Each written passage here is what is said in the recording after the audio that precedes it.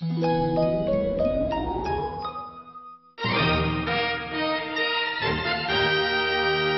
everyone, it's Matt from IGN, and this is the video review of Super Mario Galaxy. This new 3D platformer arrives from Nintendo's Tokyo studio, which developed DK Jungle Beat on GameCube. That was an underrated game, and I really recommend you check it out if you haven't already. Nintendo has really outwardly billed Galaxy as the spiritual sequel to Super Mario 64, and I think that's not just a gimmick, it really is accurate. This game really harkens back to that N64 classic, but it also has a very new feeling about it. I've said this before and I'll say it again, it is the best marriage of old and new. You have traditional analog control of Mario, but at the same time you have all these new Wii Remote controls in addition to some really fancy graphics on Nintendo's new system. Mario games have never been known for their storylines, and this one's no different. Once again, Bowser's back, and this time yet again he wants Peach.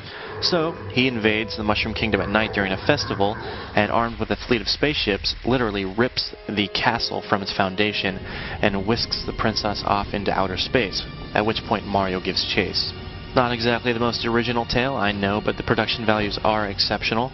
In fact, if you go back and compare this to Mario Sunshine, whose opening cinema featured a rendered idle animation of Mario of all things, you're going to see just a dramatic difference, a huge improvement in the way this game is presented.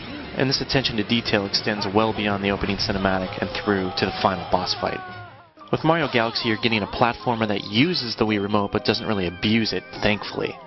What I really mean by that is that the game knows its limits, so you are using analog control to control Mario, but at the same time, you utilize the Wii Remote simply pointing at the screen to pick up star shards about levels, or you can shake the Wii Remote to spin Mario, which is very useful in levels and feels very good.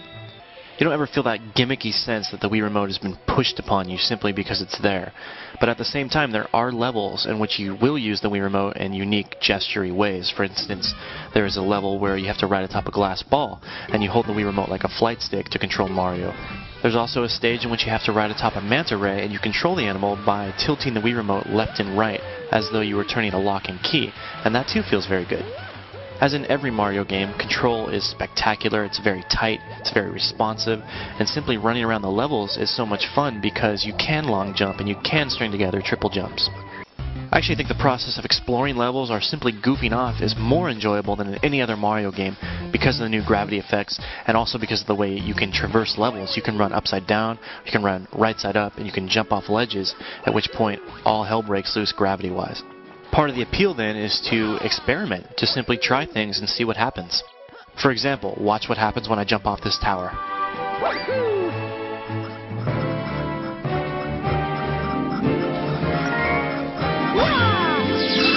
I had two fears going into Galaxy.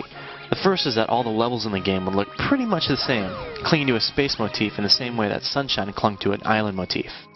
And second, that Mario would only traverse small planets, never really exploring or platforming atop giant land masses. I think you can see in the footage, however, that both those fears are pretty well unwarranted.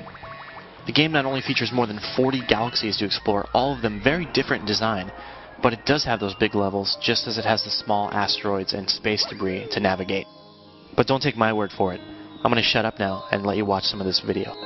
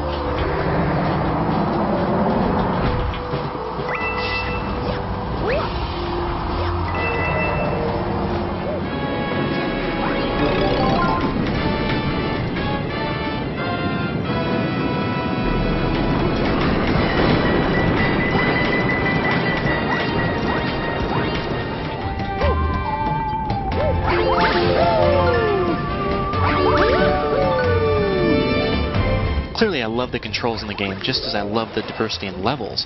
But is there anything in Galaxy that's not quite perfect? Well, yes.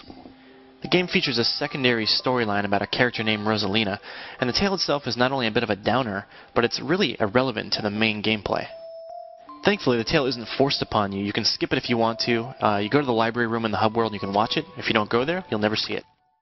The game features an automatic camera system which works very, very well most of the time, but every so often you'll hit a camera angle that's not quite ideal and will obstruct the platforming ahead of you.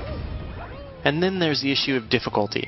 You can collect 120 stars in the game, but you can technically complete everything with only 60. And the quest to the first 60 stars I think is a bit easy, especially some of the boss fights, which aren't nearly as formidable as they appear.